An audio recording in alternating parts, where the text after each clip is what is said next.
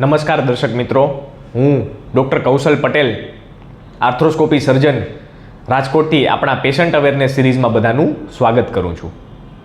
આજના આપણા આ વિડીયોમાં આપણે એક એવા વિષય ઉપર ચર્ચા કરવાના છીએ કે જે રૂટીન રોજબરોજની ઓપીડીમાં જ્યારે પણ દર્દીઓને ઘૂંટણના લિગામેન્ટની ACL સર્જરીની સલાહ કરવામાં આવતી હોય છે ત્યારે તેમના મનમાં આ પ્રશ્નો ખૂબ જ સામાન્ય રીતે ઉદ્ભવતા હોય છે. તો ચાલો આપણે આવા કેટલાક સામાન્ય પ્રશ્નો વિશે આજના આપણા આ વિડીયોમાં વાત કરીએ, જેથી કરીને જે પણ દર્દીઓને જો આ પ્રકારનું ઓપરેશન તેમના જીવનમાં કરાવવાનું થાય તો તેમના પ્રશ્નોના જવાબ સરળતાથી મળી રહે અને તે ઓપરેશન બાદ પોતાની લાઈફ સંપૂર્ણ પહેલાં જેવી કરી શકે. તો સૌપ્રથમ તો ACL એટલે શું તેના વિશે થોડી સંક્ષિપ્તમાં માહિતી મેળવીએ તો ACL એટલે કે એન્ટિરિયર ક્રુશિયેટ લિગામેન્ટ, જે ઘૂંટણમાં જોવા મળતા વિવિધ સ્નાયુઓમાંથી એક સૌથી મહત્ત્વનો લિગામેન્ટ અથવા તો સ્નાયુ ગણી શકાય. સામાન્ય રીતે વાહન અકસ્માત દરમિયાન, રમતગમત રમતી વખતે, જમ્પ મારવામાં અથવા તો જો ટ્વિસ્ટિંગ થઈ જાય તો આ ACL લિગામેન્ટની ઇન્જરી થતી હોય છે. મોટાભાગે ક્રિકેટરોમાં, કબડ્ડી પ્લેયરમાં, બેડમિન્ટન પ્લેયરોમાં આ ઈજા, ફૂટબોલના પ્લેયરમાં આ ઈજા ઘણી સામાન્ય રીતે જોવા મળતી હોય છે.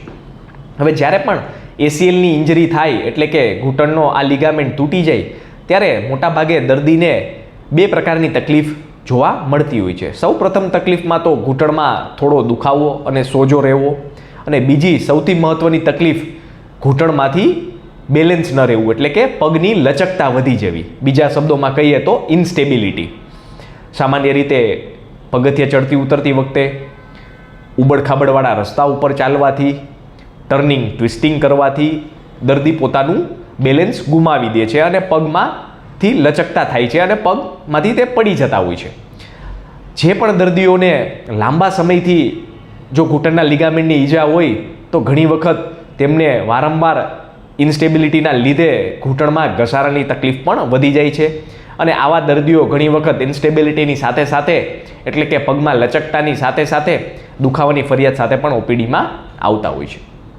તો જ્યારે પણ આ પ્રકારે ACLની ઇન્જરી થાય અને MRI અને એક્સરેના નિદાન બાદ જો ડૉક્ટરે તેમને ACL રિકન્સ્ટ્રક્શન સર્જરીની એટલે કે આ ઘૂંટણના લિગામેન્ટની સર્જરીની સલાહ કરવામાં લિગામેન્ટની સર્જરી કરવાની સૂચના આપેલી હોય અથવા તો સલાહ આપેલી હોય તો કેટલાક પ્રશ્નો જે ડૉક્ટરને પણ ચોક્કસ કરવા, જેથી કરીને ઓપરેશન પછી પણ સરળતા રહે અને ઝડપથી રિકવરી મેળવી શકે.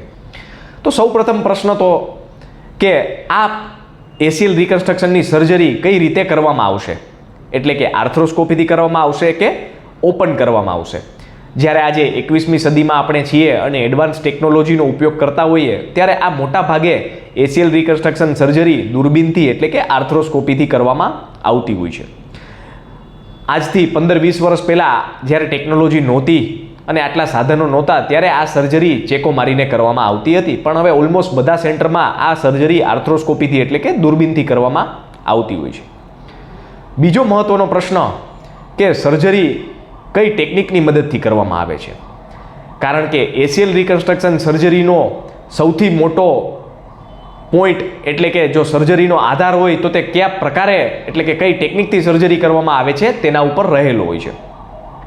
ACL રિકન્સ્ટ્રક્શનની સર્જરી કઈ ટેકનિકથી કરવી તે ઘણા મુદ્દાઓ પર આધારિત હોય છે, જેમ કે દર્દીની ઉંમર, દર્દી પોતે પુરુષ છે કે સ્ત્રી છે, કોઈ રમતગમત સાથે સંકળાયેલા છે કે નહીં, ઘૂંટણમાં લિગામેન્ટની ઈજા સાથે બીજી કોઈ ગાદીની ઈજા થયેલી છે કે નહીં, ઘૂંટણમાં લચકતા કેટલી છે. તો આ બધા પ્રશ્નોનું અસેસમેન્ટ કર્યા બાદ જે તે ક્વોલિફાઈડ ડૉક્ટર એટલે કે ઘૂંટણના નિષ્ણાંત સર્જન અથવા તો આર્થ્રોસ્કોપી સર્જન હોય તેમના પર જ આ નિર્ણય છોડવો જોઈએ. હવે કેટલીક ટેકનિકની વાત કરીએ, જેમ કે ACL રિકન્સ્ટ્રક્શનની સાથે ફાઇબર ટેપની ટેકનિક, જે બીજા શબ્દોમાં ઇન્ટરનલ બ્રેસ તરીકે ઓળખાય છે. બીજી ટેકનિક કે જે ACL પ્લસ ALL તરીકે ઓળખાય છે, એટલે આ ટેકનિકમાં ACLનું તો રિકન્સ્ટ્રક્શન કરવામાં આવે જ છે, તેની સાથે સાથે ઘૂંટણની બહારની બાજુએ પણ એક બીજો લિગામેન્ટ કે જે એન્ટ્રોલેટરલ લિગામેન્ટ તરીકે ઓળખાય છે તેનો સપોર્ટ પણ આપવામાં આવે છે. ત્રીજી ટેકનિક કે જે ક્વાડ્રિસેપ્સ ટેન્ડન તરીકે ઓળખાય છે. ચોથી ટેકનિક ઘણી વખત ઓલ ઇનસાઇડ ACL રિકન્સ્ટ્રક્શન એટલે કે આ પ્રકારની ટેકનિકમાં ખૂબ જ ઓછા હાડકાના બગાડ સાથે નવો લિગામેન્ટ નાખી શકાય છે. તો આ રીતે અલગ અલગ ઘણી ટેકનિક રહેલી હોય છે, પરંતુ કયો ટેકનિકનો ઉપયોગ કરવો તે મોટાભાગે ક્વોલિફાઈડ ડૉક્ટર એટલે કે ઘૂંટણના નિષ્ણાંત સર્જન ઉપર જ છોડવું જોઈએ. સામાન્ય રીતે ACL પ્લસ ALL રિકન્સ્ટ્રક્શન અને ACL પ્લસ ઇન્ટરનલ બ્રેસ તરીકે જે પદ્ધતિ ઓળખાય છે તે ખૂબ જ લેટેસ્ટ છે અને મોટાભાગના દર્દીઓમાં અમે આ ટેકનિકનો ઉપયોગ કરીએ છીએ અને આવા દર્દીઓમાં ઓપરેશન બાદ ઘણા જ ઓછા કોમ્પ્લિકેશન જોવા મળે છે, તેમજ તેને ઓપરેશન પછી ઝડપી રિકવરી આવતી હોય છે. ત્રીજો મહત્ત્વનો મુદ્દો, ઓપરેશન પછી પાછા ક્યારે ચાલતા થઈ શકીએ, એટલે કે આપણે રૂટીન લાઈફ ક્યારથી જીવવા માંડીએ. સામાન્ય રીતે જો ખાલી ACLની જ સર્જરી કરવામાં આવે તો આવા દર્દીઓ બીજા જ દિવસથી રૂટીન હલનચલન કરી શકતા હોય છે. સાથે સાથે તેમને ઓપરેશન બાદ એક ઘૂંટણનો પટ્ટો આપવામાં આવે છે. સામાન્ય રીતે આ પટ્ટો તેમને 1 મહિના સુધી પહેરવામાં આવતો હોય છે. 1 મહિના બાદ આ પટ્ટો નીકાળી તેમની જગ્યાએ ઘૂંટણનું નાનું મોજું આપવામાં આવતું હોય છે.